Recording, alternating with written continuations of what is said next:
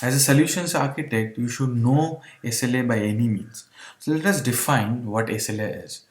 So it's a contract between service provider and customer that defines the level of service expected from the service provider. For example, suppose I am a service provider of, say, in a restaurant. I provide food service. No, now I say that my food would be clean, that would be hygienic, and that would be tasty. That is my SLA, or those are my SLAs. If any of these SLAs are breached, for example, if my food is not tasty, or if my food is not hygienic, then I'll pay some penalty to the customer. So me as a service provider would be levied a penalty to the customer. So similar is the case here. If an SLA is missed, penalty can be levied on the service provider. So in our case, AWS is the service provider, AWS is cloud service provider. So every service in AWS should have an SLA in it. Again, depends on the service provider. They might define SLA, they might not define SLA also. Now, when you are creating an application or when you are building a solution using AWS, you have to keep SLA in mind. So if you are using, say, for example, EC2, AWS says the AWS provides a service commitment or a service level agreement of 99.99% uptime for EC2. That is not 100%. So you have to make sure when you design your application or when you design your solution, you have to take that SLA into consideration. So let's see how SLA works with an example. Suppose I have an uptime SLA for a server in corporate DC. This is how I define to my end users. So I have a product and that product is being hosted on a corporate data center. And during the agreement with the customer, I say that I'll be providing you this much of uptime SLA monthly. These are the different SLA percentages. I say that my uptime SLA is 95% monthly. So that means I have a total of 43,200 minutes in a month. So I'm saying if my uptime SLA is 95%, my server might be down for 2160 minutes or 36 hours. That means in a month, I can have a downtime of 36 hours. And if you agree as a customer to this, then it's okay. And 95% SLA is very low. No customer would agree for 95% SLA. Let's say 99% SLA. In 99% SLA, we get a downtime of 432 minutes or 7.2 hours. That is also huge. So suppose you are hosting a website in a corporate data center and you say that my uptime SLA is 99%, that means I can have a downtime of 432 minutes or 7.2 hours. Think about it.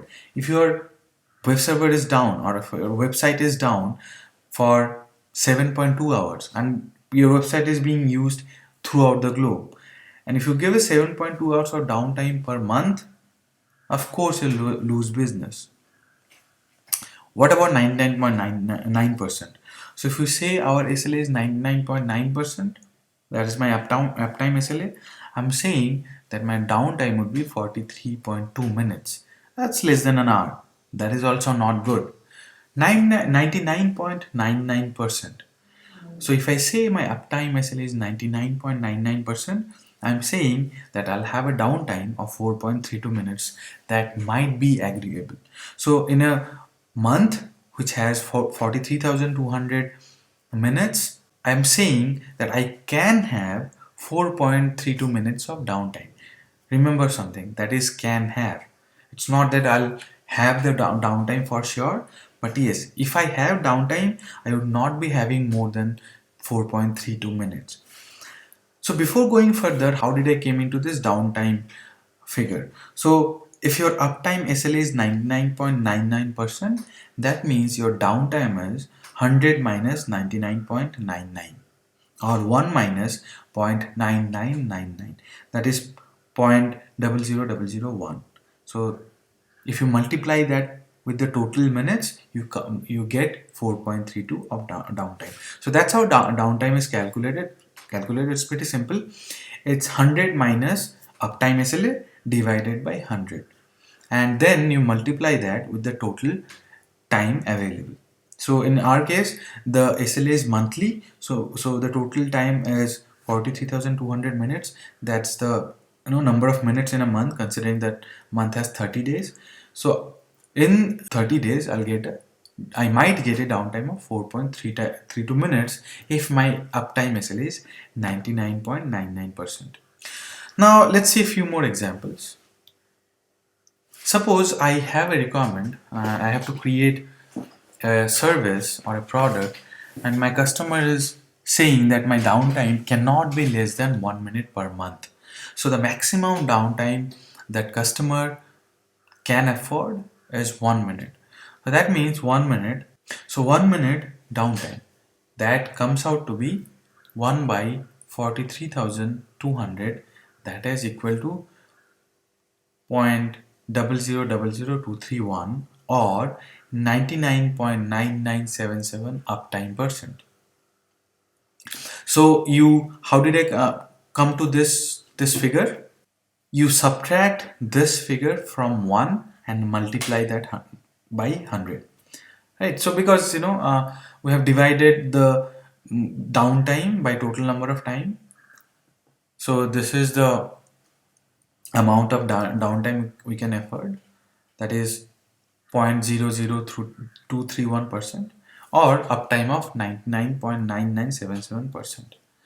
That is, in a month we need to have 43,199 minutes of uptime minimum. So how do we come out? Let's say we take a server with 99% of SLA uptime. So that means we'll see how many servers would be needed to get this uptime, SLA uptime, if one server has 99% SLA. That means out of in a month, I'm saying I can have a downtime of 432 minutes with one server. Of course, I cannot use this single server. Let's see another table. We have 4 columns here: number of servers, then downtime probability factor, then downtime in minutes, and what is the time when at least one of the servers is up.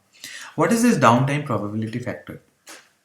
So that is the probability of all the servers going down except one. That means if I have, say, 10 servers, what is the probability that 9 servers should be down bearing one server? So that is downtime probability factor, and using that we calculate something called downtime. That is very simple: total time into downtime probability factor, and then we find out what is the amount of time at least one of the servers is up. So if you go back to the question, it says my downtime cannot be less than 1 minute per month.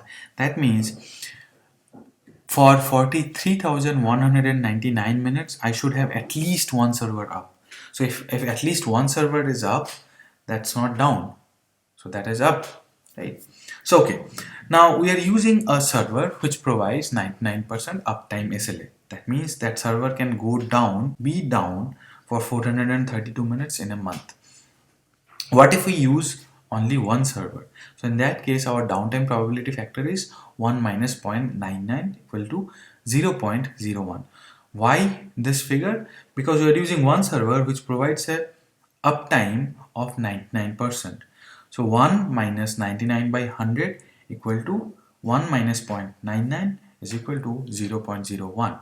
So a downtime of 432 minutes or an uptime of 42,768 minutes. That is nowhere near to this figure. Of course, because we are using one server and the probability of one server is down is 432 minutes. What if we use two servers? So in this case, downtime probability factor is downtime probability factor of one server into the downtime probability factor of another server, that is 0.01 into 0.01 equal to 0.0001 for a downtime of 4.32 minutes. That is total time into downtime probability factor. So what is the amount of time where at least one of the servers would be up? Total time minus this one 4.32, that is equal to 43,195.68 minutes. Again, that is not near to this one. So our SLA will still not be met. What if we use 3 servers? So downtime probability factor would be 3 times 0.01, and it comes out to be 0.000001. That means this is the probability that all the servers would go down bearing 1 if we use 3 servers. That means I can have a downtime of 0.0432 minutes. The amount of time at least one of the servers is up is 43200 minus this one, which comes out to be 43,199.957 minutes. To meet our SLA, you have to use at least 3 servers. If you use 2 servers, that is not meeting our SLA, because the minimum time, that is one of the servers would be up, is coming out to be 43,195 minutes. So we'll have to use 3 servers. If we use 3 servers, we can guarantee that we'll have at least one of the servers would be up for 43,199.957 minutes. So we'll have to use 3 servers to get this SLA. This is almost equivalent to 100%, but this is not. It will give you 5 nines of uptime SLA, not 5 nines, maybe 7 nines of uptime SLA. So you'll have to consider all these things. Remember this thing, go through it again if you have not understood. So I'm repeating, downtime probability factor is the probability of going all servers down bearing 1 or except 1. So if you have one server, and if a single server provides you an uptime SL of 99%, then the downtime probability factor is 1% or 0.01. So if you're using 2 servers, it will be 0.01 into 0.01 equal to 0.0001. So this is a probability factor of all servers going down except 1. So as we are using 2 servers, this is the probability that one server will be down but the other server will be up. So you get this downtime probability factor. From this you calculate the downtime. So the downtime would be total time into the probability factor, and the uptime would be uptime of at least one servers would be up is equal to total time minus downtime. So you'd need 3 servers each having 99% of uptime SLA to solve our purpose.